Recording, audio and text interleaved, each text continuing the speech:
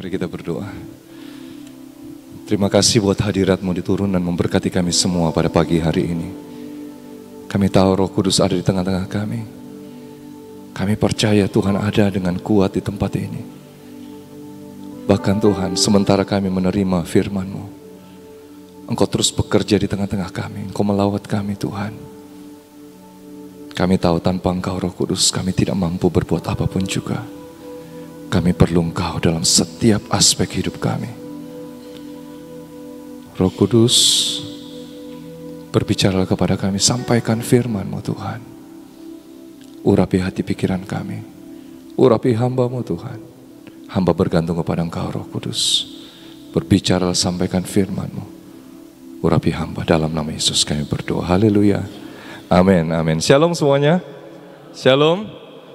Puji Tuhan, saya mengucapkan terima kasih buat Tuhan Yesus yang memberikan kesempatan untuk bisa berdiri di depan Bapak Ibu Saudara pada pagi hari ini. Juga buat Mami yang memberikan kesempatan untuk melayani pada pagi hari ini.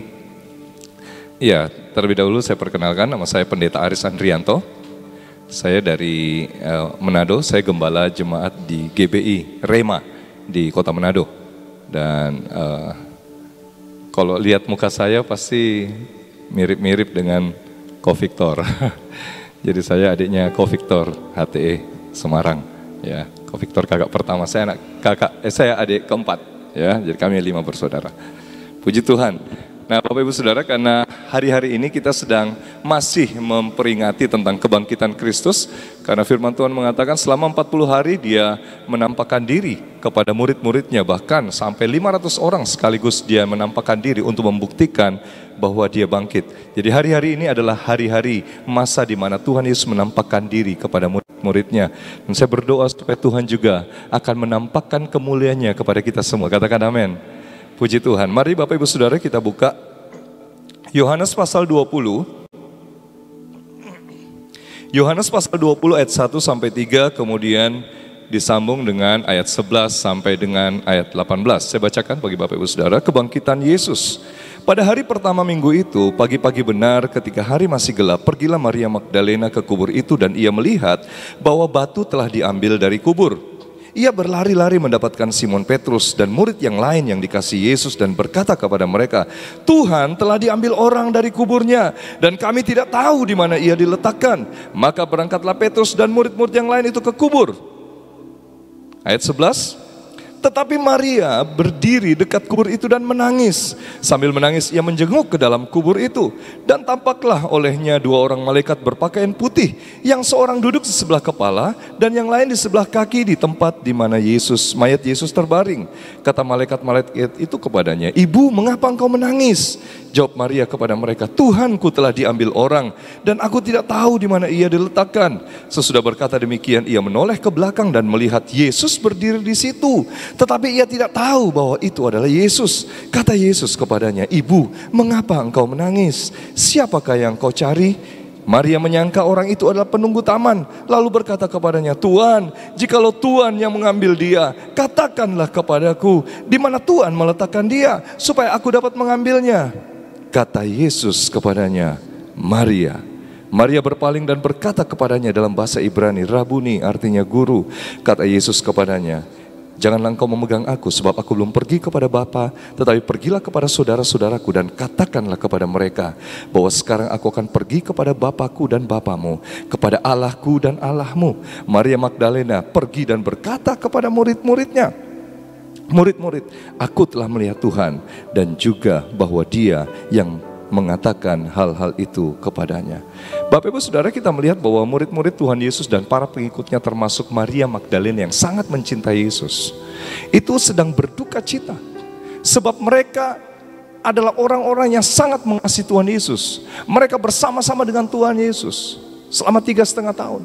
Dan kemudian pada waktu itu mereka dengan mata kepala sendiri melihat bagaimana Tuhan Yesus itu disiksa, dicambuk. Mereka melihat bagaimana Yesus disalib. Saudara, bagaimana perasaan kita melihat orang yang kita kasih, orang yang kita cintai mengalami namanya kesakitan, penderitaan? Saya percaya itu merobek hati kita. Saya percaya itu menyakitkan hati kita. Dan saya percaya bahwa hampir semua kita pernah mengalami hal tersebut. Bagaimana orang yang kita kasih, orang yang kita cintai, orang yang kita sayangi, tapi mengalami satu penderitaan. Rasa-rasanya kita berkata, biar aku yang menanggung penderitaan itu. Jangan kau, karena kita mencintai, mengasihi orang itu. Saudara, tetapi ini yang terjadi. Dan itu menimbulkan duka cita yang mendalam. Bagi Maria Magdalena dan murid-murid Tuhan. Bahkan bagi orang-orang percaya. Mereka sangat berduka cita. Karena kehilangan orang yang mereka kasihi. Saudara, kita pasti pernah mengalami masa-masa seperti ini. Kehilangan orang yang kita kasih, kehilangan orang yang kita cintai. Kita mengalami pergumulan hidup yang buat kita berduka cita. Kita menangis, kita bergumul. Kita mengalami pernah sakit penyakit, sehingga kita menangis dan bergumul. Kita mungkin mengalami masalah keluarga, hubungan antara suami, istri, orang tua dan anak. Kita pernah mengalami masalah keuangan. Kita pernah mengalami masalah dalam pelayanan yang mentok, yang stuck, saudara. Dan saya percaya ini dialami oleh banyak orang-orang percaya, bahkan juga dialami oleh hamba-hamba Tuhan. Dan tidak lepas, saya juga mengalami sebagai seorang gembala, sebagai seorang hamba Tuhan.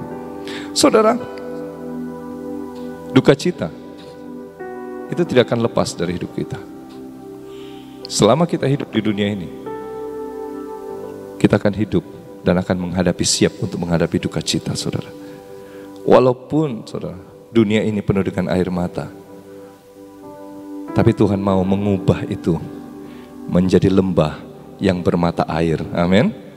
Di dalam Tuhan ada mujizat. Amin. Dia mengubah air mata menjadi lembah yang bermata air. Saudara, tetapi saudara, masa-masa duka cita itu kita tidak akan mengerti. Masa-masa susahnya kita, penderitaan, pergumulan, itu kita tidak akan mengerti, saudara. Nanti selesai itu baru kita akan mengerti. Bahkan mungkin sampai kita mati kita tidak mengerti mengapa semua Tuhan izinkan terjadi atas hidup kita. Mengapa pergumulan, penderitaan Tuhan izinkan dalam hidup kita. Sampai suatu saat, sampai kita mati, kita tidak akan tahu. Nanti jawabannya nanti di surga. Kita tanya sama Tuhan Yesus, Tuhan, kenapa Engkau izinkan hal ini terjadi dalam hidupku? Saya percaya itu pertanyaan itu akan kita tanyakan suatu saat di surga. Saya juga begitu, saudara. Saya mikir, Tuhan, nanti kalau saya ke surga, saya akan ketemu dengan Kau dan saya mau bertanya, kenapa Tuhan? Ada apa? Ada rencana apa sih? Kau bikin seperti ini, Tuhan? Saudara, hari ini menjadi misteri. Hari ini menjadi sesuatu yang kita tidak ketahui. Tetapi saudara, saya percaya bahwa Tuhan memiliki maksud dan rencana yang indah dalam hidup kita, orang-orang percaya. Katakan amin. Tuhan membawa kita masuk dalam pergumulan penderitaan untuk kita bergantung sama Dia, untuk kita mempercayai Dia tidak pernah meninggalkan kita. Amin. Ada beberapa akibat, saudara, yang terjadi dalam hidup Maria Magdalena yang bisa kita pelajari, sehingga ini membuat kita mengerti bahwa semua pergumulan penderitaan, duka cita yang kita alami, itu sebenarnya apa yang kita pikirkan itu tidak seperti itu. Tetapi seringkali semuanya tertutup, saudara, karena duka cita dan pergumulan kita. Coba kita lihat, saudara, akibat duka cita yang dialami oleh Maria Magdalena karena kehilangan orang yang dia kasihi, karena melihat penderitaan di Yesus dicambuk, disalibkan, kemudian mati, dan lebih duka cita bahwa pada waktu dia mau mempersiapkan untuk membawa rempah-rempah ke kubur Yesus, ternyata kubur Yesus itu kosong. Walaupun Yesusnya sudah mati, menurut dia berpikir, saya masih bisa melihat jasadnya, saya masih mau ketemu walaupun jasadnya dengan orang yang orang yang saya cintai, guru Tuhan yang saya kasihi. Tapi hari itu dia bertambah duka cita lagi karena kubur Yesus kosong. Gak ada. Dan dia bertambah duka cita, makanya dia menangis, saudara. Apa akibatnya bagi Maria? Yang pertama, saudara, Maria tidak dapat melihat perkara-perkara rohani. Di dalam Yohanes pasal 20 ayat 12 dikatakan begini, dan tampaklah olehnya dua orang malaikat berpakaian putih, yang seorang duduk di sebelah kepala dan yang lain di sebelah kiri, di tempat mayat Yesus terbaring. Saudara, dikatakan firman Tuhan bahwa waktu itu, waktu pertama kali Maria di ayat 1 dan 3 itu, waktu dia melihat kubur Yesus kosong, belum ada penampakan malaikat. Tapi kemudian waktu murid-muridnya sudah datang dan kemudian melihat, oh iya sudah kosong, dan kemudian mereka pulang dan tinggallah Maria di sana sendirian. Dan firman Tuhan mengatakan Maria itu menjenguk ke kubur Yesus. Dan waktu dia menjenguk ke kubur Yesus, di dalam kubur Yesus itu ada 2 orang malaikat yang berpakaian putih. Saudara, ada penampakan 2 malaikat Tuhan. Tapi Maria tidak menyadarinya, saudara. Saudara, kalau saudara melihat malaikat, bagaimana sikap saudara? Dia lihat malaikat, dia santai aja, saudara. Dia cuek aja. Kenapa, saudara? Matanya tertutup. Dia tidak bisa melihat perkara-perkara rohani. Matanya tertutup dengan air mata dan tangisan. Saudara, coba saudara berenang di kolam renang begitu atau di laut. Jangan pakai kacamata renang ya. Saudara buka mata. Saudara bisa lihat jelas dasar dari kolam itu? Bisa? Gak bisa. Betul? Kenapa? Karena ada air di mata kita. Saudara waktu menangis, saudara bisa membaca buku? Gak bisa. Kenapa? Kabur. Ada air mata di mata kita. Ini yang terjadi pada Maria. Harusnya waktu dia melihat ada malaikat Tuhan yang berpakaian putih berkilau-kilauan, dia begitu gentar, saudara. Dia begitu amazing. Wow, ada malaikat. Tapi dia santai aja. Dia cuek aja. Dia cuma berkata, kamu tahu enggak di mana Yesusku? Saudara, dia enggak amazing. Di taman Tuhan, seperti yang dikhotbahkan, disampaikan Ibu Nani, saudara, ada malaikat kecil ya, yang ada di taman. Dan waktu saya sama istri saya datang ke sini, istri saya itu lihat malaikat di dalam, saudara, di dalam taman, baik di ruang yang pertama maupun yang ruang kedua. Dan dia berkata, Riz, ada malaikat di situ di atas air terjun, Riz. Mana sih? Sebenarnya Tuhan bukakan mata saya. Belum. Tuhan bilang begini, berbahagialah kamu yang tidak melihat namun percaya. Oh ya Tuhan, terima kasih. Nanti pikir saya enggak rohani nanti. Aduh, kenapa istri saya bisa melihat, saya enggak ya? Aduh, ini pendeta bagaimana sih enggak rohani, enggak melihat kemuliaan Tuhan. Saya sampai perasaan begitu. Istri saya kok bisa lihat, saya enggak bisa lihat. Saya berdoa terus sama Tuhan sampai dengan tadi kemarin, saudara. Masuk ke taman itu, Tuhan bukakan mataku. Saya ngintip sedikit, enggak lihat, saudara. Tuhan cuma bilang berbahagia. Oh, yang lalu. Dan Tuhan terakhir yang kemarin Tuhan bilang begini, belum waktunya. Belum waktunya. Saudara, waktu duduk di ruangan kedua itu nyembah Tuhan di sana, saya sama istri saya. Res, di atas air terjun ada 3 malaikat di situ. Dia tersenyum dengan logat Manado. Dia tersenyum sama torang, sama kami. Dia tersenyum sama torang. Saya, oh iya, senyum juga sih, saudara. Walaupun nggak melihat, tapi dengan iman aja saya senyum. Karena malaikatnya katanya di situ, saudara. Saya senyum aja, tapi hadirat Tuhan tetap rasakan, saudara. Walaupun saya nggak melihatnya, saudara. Bagaimana dia begitu amazing, dia begitu wow, luar biasa. Bahkan mungkin Bapak Ibu Saudara yang masuk ke taman dan kemudian melihat malaikat di situ, melihat kemuliaan Tuhan, wow, itu rasa amazing. Tapi masalahnya kenapa Maria nggak merasa seperti itu? Karena matanya tertutup dengan air mata duka cita. Dia nggak bisa melihat kemuliaan Tuhan. Dia nggak bisa melihat hal-hal ilahi.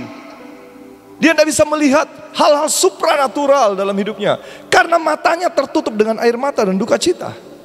Saudara, saya mau katakan bahwa jika kita hidup dengan duka cita, dan kita terus tertekan dengan penderitaan kita, dan kita akan terus bergumul dengan penderitaan dan duka cita kita, kita tidak akan melihat perkara-perkara ilahi. Kita tidak akan melihat pertolongan ilahi. Kita tidak akan melihat mujizat Tuhan. Karena kita terfokus di dalam pergumulan penderitaan kita dan duka cita kita. Tuhan tidak melarang kita berduka cita. Tuhan tidak melarang kita menangis.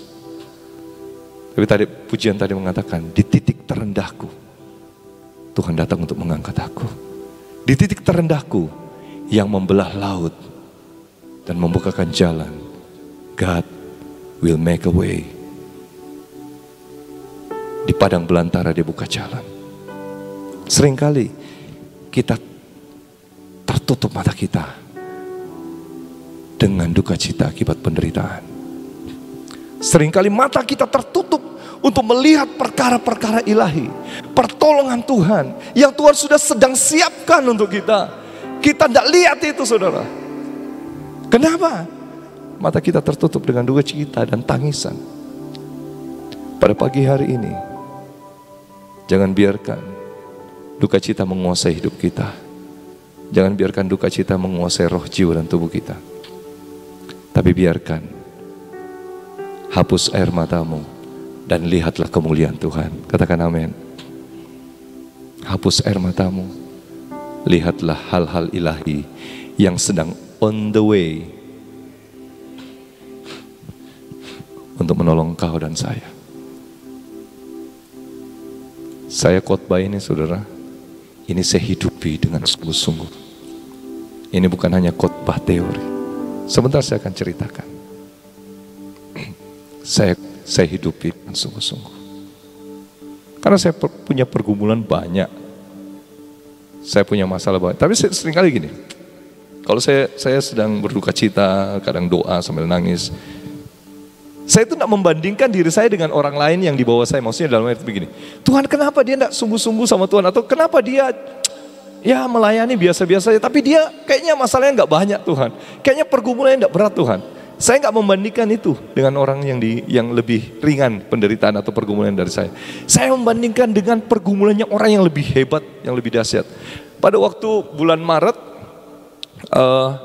ada seminar di mana di Kota Manado. Itu Ibu Debbie Basir, Ko Hengki dari HTE, kemudian Ko Victor, dan ada juga seorang pengusaha teman kami, teman lama di Kota Makassar. Dan kemudian disampaikan firman.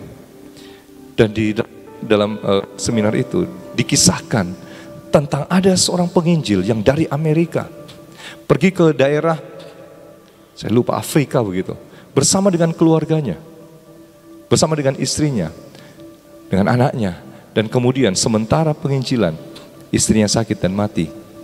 Dan dia begitu kecewa sama Tuhan. Dan kemudian dia titipkan anak yang baru lahir. Oh ya, istrinya baru melahirkan. Anak yang baru lahir itu kepada seseorang di sana. Dan kemudian dia pulang ke negaranya. Dan dia kecewa. Dan dia mabuk-mabukan, saudara. Seorang penginjil. Tapi akhirnya singkat cerita, anak itu dibesarkan dan dia mencari orang tuanya. Dan kemudian dia mendapatkan bapaknya dan kemudian mereka dipulihkan. Saya mikir, Tuhan, orang meninggalkan kenyamanannya di Amerika dan kemudian datang ke Afrika untuk menjadi penginjil. Dan ternyata begitu banyak penderitaan. Di India, saudara tahu yang lagunya The cross before me, the Lord behind me. Oke, no turning back. Saudara tahu ceritanya? Seorang hamba Tuhan, keluarga hamba Tuhan, anaknya dibunuh, istrinya dibunuh, bahkan dia dibunuh karena Injil. Tapi saudara, dari situ ada benih yang tumbuh firman, dan akhirnya begitu banyak suku-suku yang dimenangkan di India bertobat dan percaya Yesus. Saya, saudara, waktu mengalami penderitaan, saya pergumulan, saya belajar untuk melihat orang lain yang lebih hebat penderitaannya. Saya berkata, ya sih Tuhan, kayaknya masih biasa-biasa aja dibanding orang lain. Orang lain mengalami itu loh di Turki, Bapak Ibu Saudara. Saya membaca pengusaha hotel yang punya apartemen, yang punya properti, wah pokoknya kaya raya lah. Orang bukan miliarder lagi mungkin, triliuner. Punya semua properti di Turki waktu gempa. Dalam beberapa detik aja kekayaannya habis sama sekali. Dan dia ikut antri untuk mendapatkan roti pembagian gratis. Karena dia gak punya uang, dia hilang semuanya. Bayangkan saudara, dalam waktu berapa detik dia kehilangan istri anaknya. Ngeri. Dan mereka banyak bukan orang percaya. Kita orang bersyukur, kita semua bersyukur. Orang Manado bilang torang semua. Kita semua bersyukur. Kenapa? Di dalam penderitaan kita masih punya Tuhan Yesus, amin. Orang di luar sana dalam penderitaan pergumulannya, mereka tidak punya Tuhan Yesus. Kita semua punya Tuhan Yesus yang berikan kita kekuatan, amin. Bahkan mungkin tangan kita tidak bisa menghapus air mata kita. Dia datang untuk menyeka dengan tangannya air mata kita. Amin. Dia yang menghapuskan air matamu. Saudara, ayo, jangan seperti Maria. Karena duka cita dia tidak dapat melihat perkara-perkara ilahi. Dia tidak dapat melihat ada kemuliaan Tuhan, ada malaikat Tuhan di sana. Dia anggap biasa saja. Padahal itulah suatu berita. Hei, Yesus itu sudah bangkit. Tapi karena dia lewatkan momen itu, kita perlu menangkap kairos Tuhan. Itu momen, saudara. Seandainya dia perhatikan dengan baik, dia tidak akan berlanjut dalam duka cita. Karena malaikat itu bilang, hei, lihat ke saya. Kami ini malaikat. Kami mau menyaksikan Yesus bangkit. Tapi sayang, dia lewatkan momen itu. Dan dia menangis, tetap menangis. Yang kedua, saudara, akibat duka cita yang dialami oleh Maria, dia hilang kepercayaan kepada firman Tuhan. Coba kita lihat tadi Yohanes 20:13. Kata malaikat-malaikat itu kepadanya, ibu, mengapa engkau menangis? Jawab Maria kepada mereka, Tuhanku apa? Telah diambil orang dan aku tidak tahu di mana ia diletakkan. Betulkah Tuhan Yesus diambil orang? Tidak. Tuhan Yesus bangkit dari antara orang mati. Tapi dikatakan Maria berkata, Tuhanku diambil orang. Saudara, padahal Tuhan Yesus selama dia 3,5 tahun melayani di bumi ini, dia berulang-ulang, kata firman Tuhan, berulang-ulang menyampaikan bahwa anak manusia, bahwa dia akan diserahkan kepada imam-imam, akan disiksa, akan mengalami penderitaan, akan disalib, bahkan dia akan mati, tetapi dia bangkit pada hari yang ketiga. Itu berulang-ulang. Itu disampaikan oleh Tuhan Yesus sendiri kepada mereka. Dan saya percaya karena Maria mengikut Yesus kemanapun pergi, saya percaya Maria juga mendengar akan perkataan Yesus. Yang setuju katakan amin. Bukan hanya murid-muridnya yang dengar itu, tapi Maria Magdalena juga dengar bahwa Yesus sendiri yang berkata bahwa anak manusia akan diserahkan, mati, disiksa, disalibkan, mati, tapi dia dibangkitkan pada hari ketiga. Tapi masalahnya, semua perkataan firman yang disampaikan oleh Yesus hilang semuanya. Semua firman yang didengar selama 3,5 tahun hilang semuanya. Karena apa, saudara? Duka cita. Duka cita itu sangat membahayakan bagi kita semua, menghancurkan iman kita. Duka cita karena penderitaan yang berlarut-larut dan kita terpuruk di situ, itu menghancurkan iman kita, membuat kita tidak percaya semua perkataan Tuhan. Padahal Tuhan sudah berulang-ulang sampaikan, bahkan nabi-nabi Tuhan dalam perjanjian lama sudah menubuatkan bahwa Mesias akan mati, disiksa, tapi dia bangkit pada hari yang ketiga. Tapi sayang sekali, saudara, semua perkataan Yesus yang disampaikan oleh Yesus secara langsung kepada mereka, kepada Maria Magdalena, itu enggak ngefek, saudara. Itu hilang semua akibat duka cita pergumulan yang dialami oleh Maria.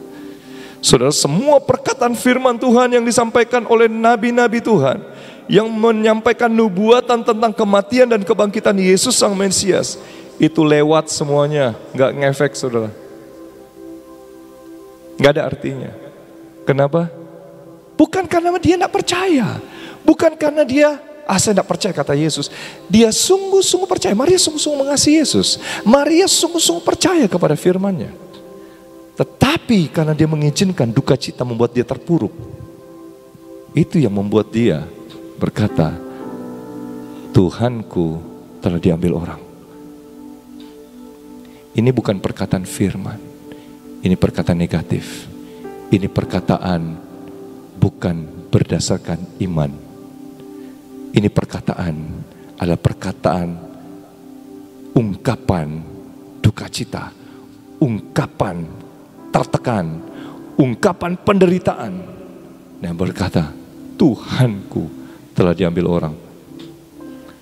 Saya bisa bayangkan perkataan ini kalau mau didramatisir, saudara, mau dilakoni.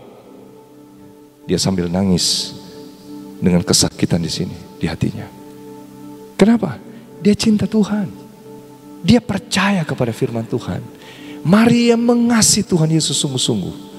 Tapi sayang sekali, akibat duka cita, penderitaan yang dialami, semua firman, semua kebenaran itu gak ada artinya dan tidak menghasilkan iman. Padahal firman Tuhan mengatakan iman timbul dari pendengaran akan Dia dengar firman, dia terus ikut Tuhan, dia dengar firman Tuhan. Dia dengar perkataan Tuhan. Harusnya, idealnya, dia punya iman atau tidak? Punya. Harusnya. Tapi kenyataannya tidak. Kenapa? Duka cita, penderitaan, pergumulan yang begitu menekan hidupnya. Saudara, kita semua pasti akan mengalami dan pernah mengalami duka cita, pergumulan. Tapi jangan biarkan setiap firman yang sudah kita dengar itu mentah. Setiap firman Tuhan, nubuatan, itu gak ngefek dalam hidup kita. Setiap perkataan Tuhan itu kayak angin lalu saja, gak ada artinya. Saudara, minta maaf kata-kata yang kasar, mungkin kita melecehkan Tuhan. Kita melecehkan semua janjinya. Kita tidak percaya dia itu melecehkan, saudara. Bukankah kita seringkali seperti itu? Sudah ada firman, tapi kita tidak mengakui. Kita tidak mempercayainya. Saudara, Maria tidak mempercayai dengan perkataannya. Dan orang yang tidak percaya kelihatan dari perkataannya, saudara. Ya, orang yang percaya, orang yang pokoknya begini. Kita akan tahu seseorang itu dari apa yang diucapkan. Saya sering ketemu orang baru, ngobrol, cerita. Kalau sementara dia cerita, saya mulai dapat informasi dan saya mulai ketahui sedikit demi sedikit karakternya orang ini. Ya, jadi dari hasil pembicaraan saya mulai tahu, oh orang ini seperti ini, orangnya seperti ini. Bagaimana kita bicara dengan dia. Jadi dari pembicaraan kita mulai mengerti karakter orang. Ya. Saya percaya kita juga pasti tahu itu. Kita tahu, oh ini orang ini hebohan, oh ini orang ini agak baperan, oh ini orang ini, aduh jangan, kita harus hati-hati bicara. Pasti saudara tahu lewat pembicaraan. Jadi saudara, dari pembicaraan ini kelihatan perkataan Maria, memang dia betul-betul kehilangan iman. Memang dia semua perkataan-perkataan Tuhan Yesus dan semua nubuatan nabi-nabi tentang Mesias itu akan mati dan dibangkitkan, itu mentah semua, itu gak ada semua, saudara. Jangan sampai kita menjadi bagian seperti Maria. Dan ironisnya, perhatikan baik-baik, ironisnya, orang Farisi dan ahli-ahli Taurat itu percaya Yesus akan bangkit. Ini ngeri, saudara. Justru orang-orang Farisi, ahli Taurat percaya Yesus akan bangkit. Apa buktinya? Mereka datang kepada siapa? Pilatus. Pilatus, kami mendengar kata-katanya gak bagus, saudara. Kami mendengar bahwa si penyesat itu, dia nunjuk kepada Yesus. Dia berkata, si penyesat itu berkata bahwa dia akan mati tapi dia bangkit pada hari yang ketiga. Kami minta engkau mengirimkan pasukan untuk menjaga kuburnya, supaya jangan sampai nanti murid-murid yang datang mencuri mayatnya dan kemudian memberitahukan kepada seluruh dunia bahwa Yesus bangkit. Perhatikan baik-baik, orang Farisi, ahli Taurat, imam-imam kepala percaya Yesus itu akan bangkit, makanya dijagain. Tapi saudara, tidak satupun kuasa yang mampu menahan kebangkitan Kristus, termasuk maut. Katakan amin. Itu luar biasanya Tuhan Yesus kita. Tidak ada satupun kuasa yang mampu menahan kebangkitan Kristus. Satu-satunya kuasa yang tidak bisa dilakukan oleh manusia, bangkit dari maut. Setuju? Hanya Tuhan Yesus yang bangkit dari maut, mengalahkan maut. Makanya dia berikan kita kemenangan dan memberikan kita kehidupan. Jangan sampai ahli-ahli Taurat, orang Farisi, imam-imam kepala yang sebenarnya jealous dengan Yesus, yang sampai benci dengan Yesus, yang iri hati dengki sama Yesus, tapi bisa percaya, tapi juga percuma, cuma percaya tapi dalam hal pikiran yang jahat, ya percuma juga sih. Sedangkan Maria gak percaya bahwa Yesus akan bangkit pada hari yang ketiga. Tapi yang terjadi pada orang-orang percaya hari-hari ini, banyak kita yang goyah iman kita. Banyak kita yang kepahitan sama Tuhan Yesus dan firman-Nya. Kemarin Ibu In khotbahkan tentang 7 sangkakala kan? Sangkakala ketiga itu apa? Bintang absintus. Kepahitan. Kepahitan kenapa? Pergumulan, penderitaan, masalah, itu bisa kepahitan sama Tuhan. Oh saudara berkata, masa sih orang kepahitan sama Tuhan? Banyak saudara, jangan berpikir hanya kepahitan sama manusia. Ada orang-orang, saya konseling sama orang, dia kepahitan sama Tuhan. Dia tinggalkan Tuhan. Karena kepahitan sama Tuhan, terlalu banyak. Saudara tahu siapa yang kepahitan sama Tuhan? Di Alkitab. Naomi. Ya? Jangan sebut aku apa? Naomi. Sebut aku apa? Marah. Karena apa? Tangan Tuhan menekan aku. Aku pergi dari Bethlehem ke Moab dengan tangan penuh. Aku pergi ke Bethlehem ke Moab dengan keluargaku. Aku pulang sekarang, gak ada apa-apa. Ini karena tangan Tuhan kok yang menekan aku. Dia kepahitan sama Tuhan. Tapi puji Tuhan, Naomi bisa dipulihkan. Jangan sampai kita kepahitan sama sesama, sama Tuhan, sama diri sendiri, sama keadaan kita, gara-gara duka cita, pergumulan yang kita hadapi. Karena sekarang saudara, sangkakala ketiga sudah dicurahkan, absintus, kepahitan demi kepahitan. Oh iya, saya barusan melayani orang, ada keponakan saya punya tunangan itu, dia dari Makassar datang ke Manado waktu Lebaran, dia jalan-jalan gitu. Dan dia mulai cerita, dia hidup dalam kepahitan. Orang tuanya sudah pisah sejak dia masih kecil. Dia dipisahkan dari orang tuanya. Papanya tidak jagain dia, mamanya tidak jagain dia, tapi malah dia dijagai oleh omnya, tantenya. Dia kepahitan. Dia sangat-sangat kepahitan dengan dirinya, dengan keluarganya.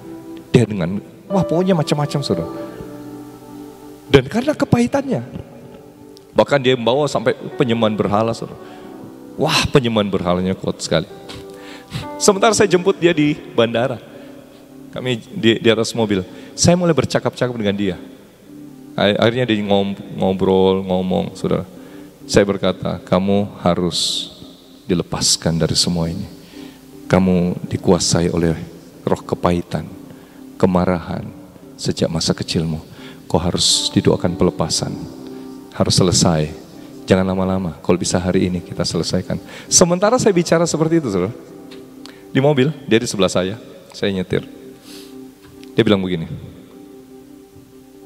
ada suara di kepala saya sekarang yang berkata begini, kamu jangan dengarkan itu pendeta, kamu jangan dengarkan itu dia bicara, jangan, tidak usah dengar. Sudah bayangkan, sementara saya bicara tentang firman kebenaran, dia juga ada yang roh yang bicara dengan dia. Jangan dengarkan dia, jangan dengarkan. Pokoknya di telinganya itu dipenuhi dengan itu suara-suara itu. Dan dia bilang, dia panggil saya papi, ini lagi suara-suaranya lagi ini kencang sekali, dengan dia bersuara. Itu memang langsung nggak enak perasaan saya, saudara. Wah, itu kayaknya roh-roh jahatnya itu menguasai mobil itu. Langsung tangking dalam nama Yesus, semua roh-roh jahat berhenti, keluar. Dan begitu tangking langsung keluar roh-roh jahatnya. Dan dia bisa lihat roh jahat itu keluar dan berkata, papi sudah pergi, sudah jauh dia pergi. Dan saya berkata, selesaikan hari ini. Kita konseling, kita harus selesai pelepasan. Kau punya kepahitan terlalu dalam, penyembahan berhala terlalu kental, harus selesai. Dan selesai jam 11 kami mulai, karena pergi makan, pergi apa semua, 11 malam sampai jam 1 malam, konseling pelepasan. Dan selesai semuanya, puji Tuhan, dia dipenuhi dengan Roh Kudus. Saudara, kepahitan sejak masa kecil. Bahkan dia belum tahu tentang arti kepahitan, dia sudah kepahitan. Hati-hati dengan kepahitan, saudara. Karena engkau terlalu banyak penderitaan, duka cita yang kau alami, engkau kepahitan kepada Tuhan. Yang terakhir, yang ketiga, Maria, akibat duka cita, Maria tidak peka dengan hadirat Tuhan. Coba kita lihat Yohanes pasal 20 ayat 14 sampai 15. Sesudah berkata demikian, ia menoleh ke belakang dan apa? Melihat Yesus berdiri di situ. Tetapi ia tidak tahu bahwa itu adalah Yesus. Kata Yesus kepadanya, "Ibu, mengapa engkau menangis? Siapakah yang kau cari?" Maria menyangka orang itu adalah penunggu taman. Coba lihat, Yesus disangka apa? Penunggu taman. Gak sopan ya. Lalu berkata kepadanya, "Tuhan, jikalau Tuhan mengambil dia, katakanlah kepadamu." Bukan hanya penunggu taman, tapi pencuri. Dianggap pencuri, karena dibilang ambil, ya, dicuri. "Katakanlah kepadaku di mana Tuhan meletakkan dia supaya aku dapat mengambilnya." Saudara, akibat duka cita yang dialami oleh Maria, dia tidak peka dengan hadirat Tuhan. Dia tidak bisa peka merasakan ada Tuhan di tengah-tengah, di dalam taman itu. Saudara, di rumah pasti tahu. Ada yang jalan mungkin, seret, kita tahu ini siapa. Oh, papa ini. Papa yang jalan ini masuk rumah, betul? Oh, ini papa ini yang berdemi ini. Cara buka pintu saja kita tahu. Saya tahu kalau anak saya jebrak-brak begitu kalau buka pintu.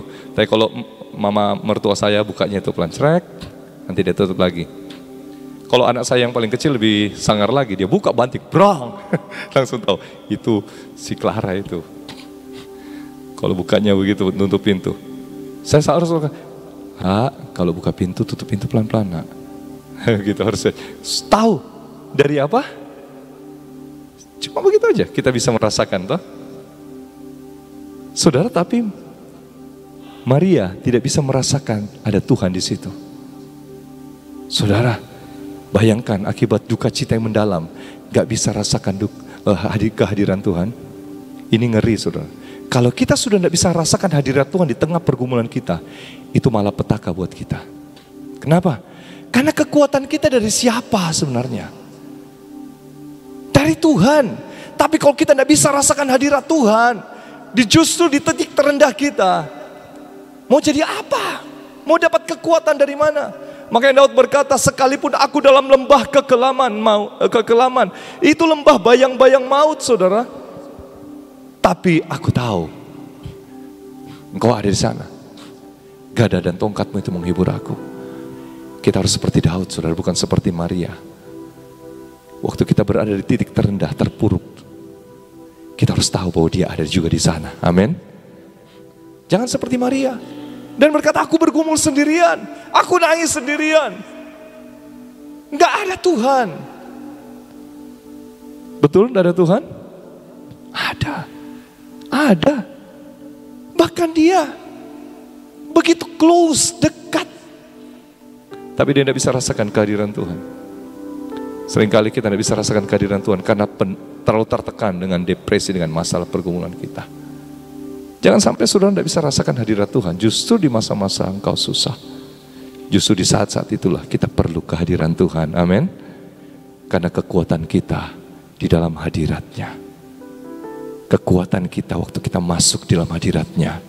Masalah bisa selesai atau enggak langsung waktu masuk dalam hadiratnya? Enggak, belum selesai. Tapi ada kekuatan yang baru dalam hidup kita. Katakan amin.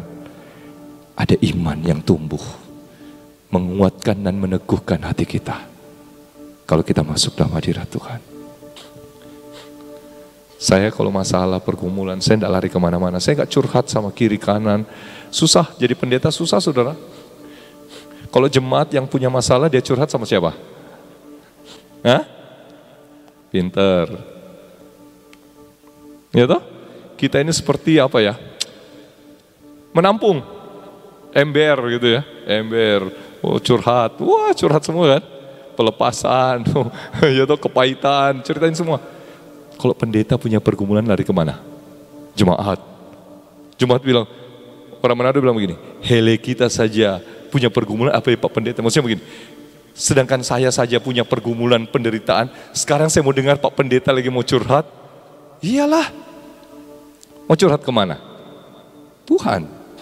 Saya kadang-kadang, ini Mami pasti dengarin nanti, saya kadang-kadang itu mau, kalau sudah nggak kuat begitu, Tuhan, saya tuh kadang mau telepon ke Ibu Nani. Tapi setiap kali mau telepon saya tanya Tuhan mau telepon enggak? Tuhan bilang, kenapa kamu tidak telepon saya saja? Kenapa kamu tidak tanya saya? Kenapa kamu tidak datang kepada saya? Dan ternyata benar, ternyata Mami ada di Pineng waktu itu. Coba lihat, sementara Mami juga bergumul lagi iya, itu saya datang lagi, Mam tolong, ini tolong, aduh. Tuhan bilang, kenapa tidak cari saya? Kita seringkali suka cari kepada pendeta, kepada orang-orang. Padahal sebenarnya Tuhan sedang nunggu untuk menerima curhatan kita. Tuhan itu curhatnya, dia terima curhat itu gratis. Ya, kalau kita curhat sama pendeta sana atau apa, pulang-pulang, Pak Pendeta terima kasih ya, saya diberkati, kasih amplop. Masih kasih amplop kadang, atau kasih apa begitu, kasih ya, kasih kue begitu ya. Tapi kalau curhat sama Tuhan, gratis. Malah dia peluk kita dan memberikan kita kekuatan. Curhat sama Tuhan, saudara. Kadang, makanya saya bilang pendeta susah, saudara. Bergumul itu bergumul. Memang betul-betul makanya kalau bukan dengan Tuhan, wah habis. Kalah, tertekan, lari, keluar dari pelayanan. Kenapa? Karena pendeta banyak pergumulan juga. Dia punya pergumulan pribadi, dia punya pergumulan dengan istrinya, dia punya pergumulan dengan anaknya, dia pergumulan dengan mertuanya dan orang tuanya, tambah dengan pelayanan, dengan jemaat. Ngerti saudara? Banyak. Nah kalau dia tidak memiliki kekuatan dalam Tuhan, ambiar. Saudara, jangan kita seperti Maria, tapi seperti Daud yang yang menyadari waktu di dalam lembah kekelaman, ada di sana Tuhan, gada dan tongkat. Dia tidak sadar. Bahkan pada waktu, coba lihat lagi ayat 14-15, tolong ditampilkan. Bahkan pada waktu Yesus berkata, 15, Ibu, mengapa engkau menangis? Siapakah yang kau cari? 3,5 tahun itu bukan waktu yang singkat untuk bergaul dengan seseorang. Kita pasti ingat suaranya orang, betul? Kita tahu suaranya si A, si Goat, tahu pasti. Kita tahu, bahkan kalau saya streaming di Manado, lagi khotbah, saya tahu, oh Ci Ina yang khotbah ini. Heboh begitu ya. Semarak, oh Ci Ina ini pasti. Ya, pasti ketahuan. Kenapa? Padahal baru bergaul 1-2 tahun. Tapi karena dengar, sering dengar. Ini sering dengar, tapi nggak peka dengar suara Tuhan. Kenapa saudara? Karena yang dia dengar adalah apa? Suara tangisannya sendiri. Dia nangis, dia teriak-teriak tuh. Saya percaya Maria itu bukan nangis kayak nangisnya orang bule kan begitu, cuma tapi dia pasti nangis kayak orang India, saudara. Wah, orang Manado bilang Mbak Ojo itu apa? Nyosor, pokoknya wah, begitu pokoknya. Kalau orang bule kan kalau menangis dia gitu tuh. Tapi kalau orang India memang dia putar-putar, pohon diputarin, semua diputarin, tiang-tiang ini habis diputarin semua sambil nangis. Teriak-teriak pastinya. Teriak-teriak pasti.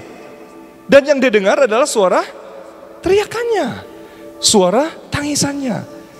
Sampai dia tidak menyadari bahwa sebenarnya suara tadi itu adalah suaranya Tuhan Yesus. Seringkali kita tidak bisa mendengar suara Tuhan lagi karena kita terlalu tertutup dengan pergumulan duka cita kita. Betul atau betul? Yang pernah alami ini katakan amin. Banyak berarti. Saudara, jangan sampai telinga rohani kita tertutup untuk mendengar suara Tuhan. Karena apa? Pergumulan duka cita kita begitu menekan kita, begitu menguasai seluruh aspek hidup kita, sehingga kita tidak bisa lagi mendengar suara Tuhan. Saudara, tapi puji Tuhan, tadi lagu tadi berkata, engkau tidak di tengah keterpurukanku, itu bagus sekali kata-katanya. Engkau itu tidak pernah menyerah dengan aku. Coba bisa ditampilkan tadi. Yang saat aku di dalam ini, lagu tadi itu yang terpuruk itu, titik terendah. Saudara, tapi puji Tuhan, Tuhan itu tidak pernah menyerah dengan kita semua. Amin. Kalau dia menyerah, kalau Yesus seperti kita kan kecewa. Kita akan berkata, Maria kamu berkata kamu mengasihi aku, mencintai aku lebih dari segalanya. Maria engkau dekat dengan aku, tapi kenapa engkau tidak bisa merasakan kehadiranku? Kenapa engkau tidak percaya setiap perkataan firmanku selama aku hidup 3,5 tahun bersama-sama dengan kalian? Kenapa engkau tidak percaya kepada nubuatan nabi-nabi Tuhan? Kenapa kau tidak tahu bahwa inilah suaraku? Pada 3,5 tahun kau dengar suaraku setiap hari. Engkau ngikut aku dengan setia. Tapi kenapa kau tidak dengar, tidak tahu bahwa ini yang aku ucapkan, aku katakan? Kalau Tuhan Yesus itu kita akan kecewa dan kita akan mundur. Percuma ini manusia satu ini. Dia tidak percaya sama saya, dia tidak dengar suara saya, dia tidak percaya firman, dia tidak percaya semua perkataan saya, dia tidak rasakan bahwa saya ada. Percuma, tinggalin. Tapi puji Tuhan, Tuhan Yesus baik. Kemudian titik rendah kau hadir untuk mengangkatku. Setelah itu, ku tahu kau tak akan menyerah. Kalau Yesus menyerah, lihat Magdalena punya kegiatan, punya perbuatan. Dia tinggalkan Maria dan cerita ini selesai sampai di situ. Maria tetap tinggal dalam duka cita. Tapi Tuhan Yesus tidak pernah menyerah dengan kita semua. Katakan amin. Dia setia. Sekalipun kita tidak setia, dia tetap ada di sana, menunggu. Dan perhatikan baik-baik. Cuma satu patah kata saja dari Tuhan Yesus, itu mengubah hidup Maria sama sekali. Dia cuma memanggil Maria. Tolong tampilkan ayatnya. Dia cuma memanggil satu patah kata saja, Maria. Dan waktu perkataan itu diucapkan, Maria langsung tahu bahwa itu adalah Yesus. Dan dia move on, dan dia dipulihkan, dan dia bersuka cita, dan dia menyampaikan tentang kebangkitan Yesus kepada seluruh murid-muridnya. Satu patah kata saja. Tidak perlu banyak-banyak. Satu patah kata saja, semua duka cita pergumulan kita akan diselesaikan oleh Tuhan. Katakan amin. Satu patah kata saja. Tapi satu patah kata ini adalah kata yang berkuasa, kata yang mengandung kuasa, yang powerful. Itu mengubahkan semuanya. Percuma dengan ribuan kata tapi gak punya kuasa. Tapi hanya dengan satu kata, tapi itu mengubahkan semuanya. Dan Maria langsung move on, berdiri dan berkata, Rabuni, Guru. Dan kemudian dia mau datang kepada Yesus untuk menyembah. Tapi Tuhan berkata, tunggu, jangan dulu. Saudara, saya mau katakan bahwa Tuhan tidak pernah menyerah dengan kita semua. Dia setia menunggu kita. Tapi waktu dia bicara, menyampaikan satu patah kata saja. Kumpulkan kekuatanmu sedikit demi sedikit yang sudah terhancurkan itu. Kumpulkan, ambil kembali pecahan-pecahan, kepingan-kepingan imanmu yang sudah terserak karena kecewa, karena duka cita. Kumpulkan kembali. Dan waktu satu patah kata itu kau dengar, ada firman yang datang. Tiba-tiba iman itu kembali bangkit. Amin. Tiba-tiba kepercayaan itu kembali bangkit.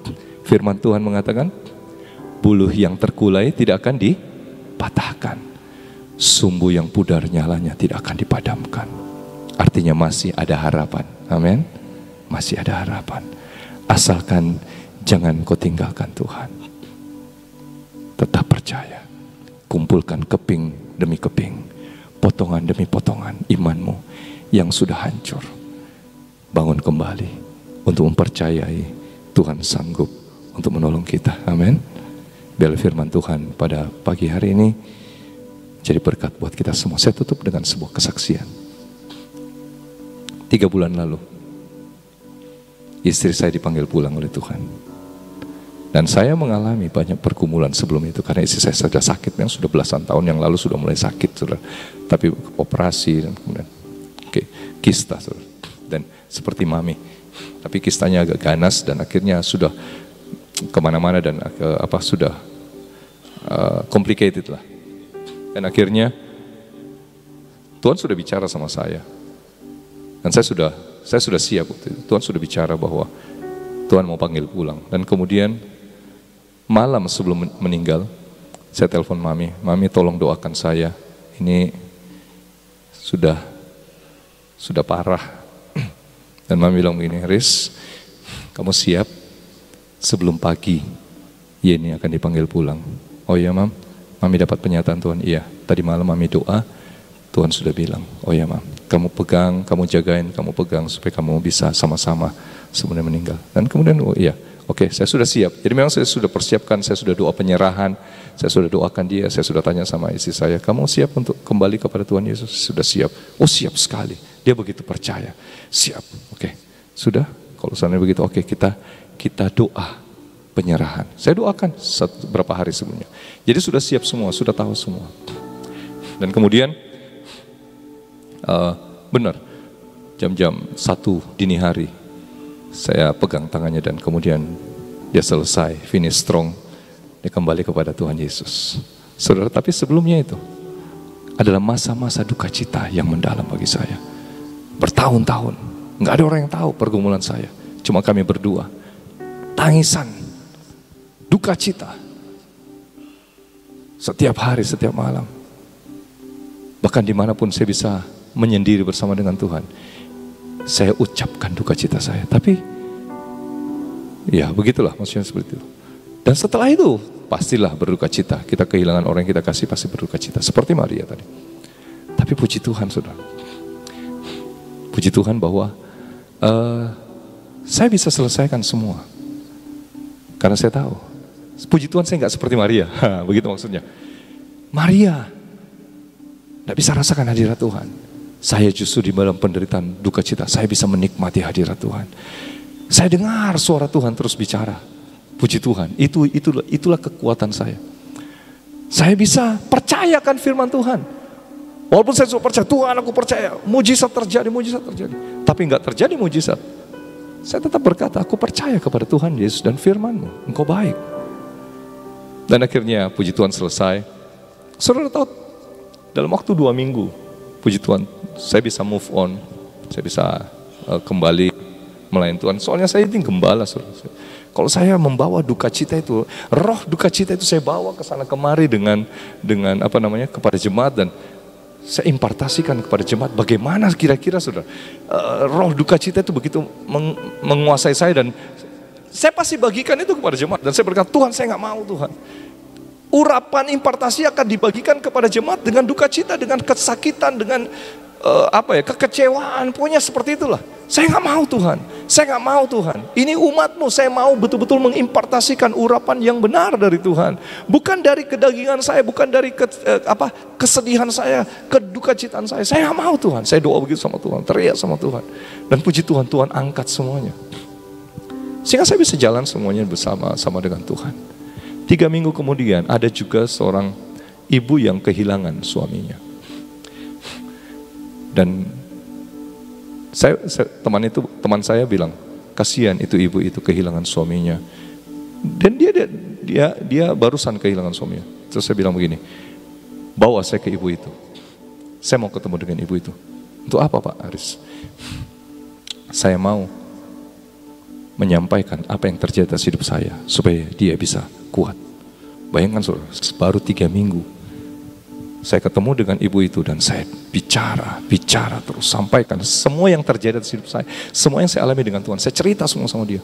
Sambil saya cerita, dia nangis terus, karena dia begitu kecewa dan dia tidak bisa terima karena kematian suaminya. Dia begitu kecewa, bahkan dia, pokoknya seperti itulah. Saya nggak usah ceritakan secara detail, tapi dia begitu, pokoknya begitu tertekan, begitu stres kehilangan orang yang dia kasih. Saya berkata begini, kalau ada pendeta atau hamba Tuhan yang bicara menguatkan kamu mungkin kamu tidak percaya, atau mungkin begini, sudahlah Pak Pendeta tidak alami, Pak Pendeta tidak tahu apa yang saya alami. Saya berkata begini, yang bicara di depanmu adalah orang yang sedang mengalami 3 minggu lalu dan sama yang kau alami. Tapi saya bisa move on, dan saya percaya kepada Tuhan Yesus. Dia itu yang menguasai hidup saya. Dia mengendalikan semuanya. Dia mengangkat semua duka cita saya. Dia menolong saya untuk bisa melewati semuanya. Kalau dia bisa berurusan dengan saya percaya dia bisa juga berurusan dengan kau. Asal mau enggak. Wah, dia nangis. Saya belum tahu, dan saya enggak ketemu lagi sih, karena dia ada di luar kota. Saya mengatakan, saudara, kenapa saya bisa move on? Ada satu patah kata, Aris, aku mengasihimu. kata-kata itu turun. Saya berkata, Tuhan ya, aku percaya Engkau mengasihi aku. Aku percaya Engkau mencintai aku. Semua yang terjadi itu karena Engkau cinta aku. Saya tidak pernah kecewa sama Tuhan. Saya tidak pernah kecewa. Hanya satu patah kata saja, dia berkata, aku mengasihimu nak. Ya Tuhan, aku mengasihimu juga. Aku percaya Tuhan, semua yang terjadi itu mendatangkan kebaikan. Dan waktu kemarin dulu kami datang dari Manado dan kemudian ketemu dengan Mami secara tidak sengaja, secara kebetulan ketemu di taman. Habis doa, saya sudah mau pulang, Mami datang. Dan kita udah janjian mau doa di PW, tapi ternyata sudah, ayo masuk taman. Dan didoakan. Dan puji Tuhan, saudara, semakin diteguhkan lagi. Amin. Saudara, saya mau katakan, semua kita pernah mengalami duka cita, kehilangan orang yang kita kasihi. Kita mengalami pergumulan, masalah, penderitaan, sakit penyakit, kekurangan, apa saja. Tapi jangan biarkan duka citamu itu membuat engkau tertekan, terpuruk, dan berada di titik terendahmu. Dan engkau tidak percaya setiap firman-Nya. Kuatkan, teguhkan hatimu untuk percaya firman-Nya. Amin.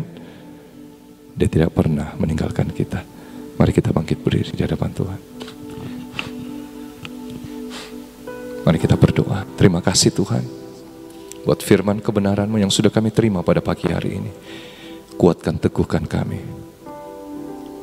Hamba tahu di antara umat-Mu pada saat ini banyak mengalami duka cita, banyak mengalami pergumulan. Tapi biarlah kami tidak seperti Maria, tidak mempercayai firman-Mu, tidak peka dengan hadirat-Mu, tidak peka mendengar suara-Mu. Tapi justru kami mengalami keterpurukan. Kami semakin dekat dalam hadirat-Mu. Kuatkan, teguhkan hati kami dan iman kami untuk melewati semuanya bersama-sama dengan Tuhan. Kami percaya Engkau setia. Engkau tidak pernah menyerah dengan kami.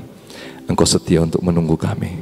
Dan hanya satu patah kata saja dari firman-Mu itu akan mengubahkan hidup kami dalam nama Yesus.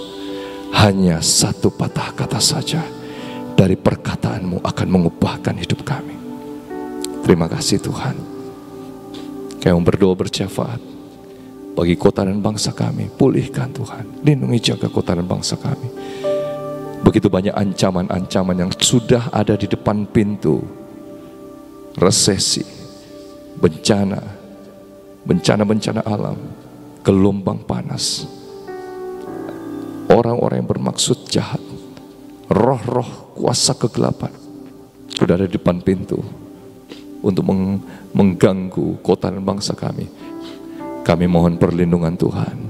Kirimkan pasukan malaikat-Mu dari utara, selatan, timur, dan barat. Bentengi kota dan bangsa kami Tuhan. Bahkan darah Yesus mentahirkan kota dan bangsa kami. Lindungi Tuhan. Kami percayakan ada perbedaan antara orang yang menyembah Tuhan dan orang yang tidak menyembah Tuhan. Akan ada perbedaan orang yang takut akan Tuhan dan orang yang tidak takut akan Tuhan. Engkau akan meluputkan kami, kata firman, dalam nama Yesus. Jagai kota dan bangsa kami. Berkati, turunkanlah hujan pertobatan, lawatan. Oh Tuhan, di putaran terakhir ini Tuhan, lawatan Tuhan turun. Oh Tuhan, keselamatan bagi kota dan bangsa kami dalam nama Yesus. Perlindungan Tuhan, berkat-Mu Tuhan, lawatan Tuhan dalam nama Yesus. Di pulau-pulau sampai ke desa-desa yang terpencil sekalipun dilawat oleh Tuhan. Terima kasih Tuhan, berkati pemimpin-pemimpin kami menjadi pemimpin yang takut akan Tuhan. Berikan hikmat, akal budi, roh yang takut akan Tuhan dalam hidup mereka. Semua pekerjaan mereka dibuat berhasil oleh Tuhan karena mereka percaya dan mengandalkan Engkau Tuhan. Terima kasih Tuhan Yesus. Dipulihkan, dilindungi, dijaga, diberkati. Pemilihan presiden pada tahun depan Tuhan, Engkau lindungi Tuhan. Jauhkan daripada segala rencana-rencana orang yang bermaksud jahat dalam nama Yesus. Digagalkan dalam nama Yesus. Semua roh-roh jahat yang mau merusak semua, oh kami hancurkan di dalam nama Yesus. Tidak ada rancangan kuasa gelapan yang terjadi atas kota dan bangsa kami. Engkaulah benteng perlindungan kami. Engkau jadi penjaga bagi kami Tuhan. Terima kasih Bapak, kami tahun depan Engkau akan memilih presiden yang terbaik bagi kami, yang takut akan Tuhan. Dipulihkan bangsa kami, diberkati. Terima kasih Tuhan. Terima kasih Tuhan. Kami percaya Engkau mengasihi kota dan bangsa ini Tuhan, bangsa Indonesia. Engkau mengasihi pemimpin-pemimpin. Bahkan Tuhan, kami berdoa lawatan pertobatan terjadi di mana-mana dalam nama Yesus. Banyak jiwa-jiwa bisa melihat kemuliaan Tuhan.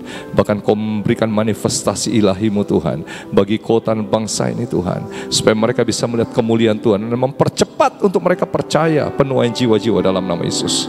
Terima kasih Tuhan, percepatan terjadi dalam nama Yesus. Percepatan terjadi dalam nama Yesus. Terima kasih. Siapkan umat Tuhan untuk menyambut kedatangan pada kali yang kedua, karena kedatangan-Mu pada kali yang kedua sudah sangat-sangat dekat, sangat-sangat singkat. Tuhan, siapkan kami semua. Jangan sampai satu pun di antara orang percaya tertinggal, tapi kami semua diangkat di awan-awan dalam nama Yesus. Terima kasih Tuhan, terima kasih Bapa. Kami berdoa juga untuk pemimpin kami, orang tua rohani kami, orang yang kami kasih, Ibu Nani Tuhan. Urapan Tuhan turun atas hamba-Mu dalam nama Yesus. Kekuatan, kesehatan, hikmat surgawi turun atas hamba-Mu dalam nama Yesus. Dimanapun hamba-Mu berada, dalam perlindungan, dalam anugerah Tuhan. Oh, menjadi berkat, membawa jiwa-jiwa, membawa kemuliaan, membawa lawatan Tuhan. Oh, kami percaya urapan yang Kau berikan kepada hamba-Mu akan mengalir kepada hamba-hamba Tuhan, kepada seluruh jemaat-Mu Tuhan, bahkan kepada bangsa-bangsa dalam nama Yesus. Urapan itu mengalir dalam nama Yesus, menjadi berkat bagi bangsa-bangsa. Terima kasih Tuhan, perlindungan Tuhan sempurna, perjalanannya Tuhan keluar kota lindungi, jaga, biar aman dalam perlindungan-Mu sampai tujuan dalam pelayanan, diberkati, diurapi oleh Tuhan, bahkan kembali ke Sion dalam keadaan baik, semua dalam perlindungan Tuhan, anugerah Tuhan. Terima kasih Bapa. Saat ini kami akan masuk dalam pengurapan Tuhan. Sucikan, kuduskan roh, jiwa dan tubuh kami untuk menerima pengurapan yang baru dari Tuhan. Sucikan, kuduskan roh, jiwa dan tubuh kami untuk menerima minyak-Mu yang baru. Biarlah pengurapan pada pagi hari ini adalah pengurapan yang luar biasa dari Tuhan. Di dalam nama Yesus, kuasai hidup kami, roh, jiwa dan tubuh kami dalam nama Yesus. Pikiran kami adalah pikiran Kristus. Pikiran kami adalah pikiran akan firman-Mu. Telinga kami mendengar suara-Mu Tuhan. Mata kami melihat kemuliaan-Mu. Bukan melihat hal-hal yang najis, yang kotor, tapi melihat kemuliaan dan manifestasi Roh Kudus. Mulut kami berkata-kata firman kebenaran, bukan berkata-kata yang jahat. Kami percaya setiap perkataan kami diurapi oleh Tuhan.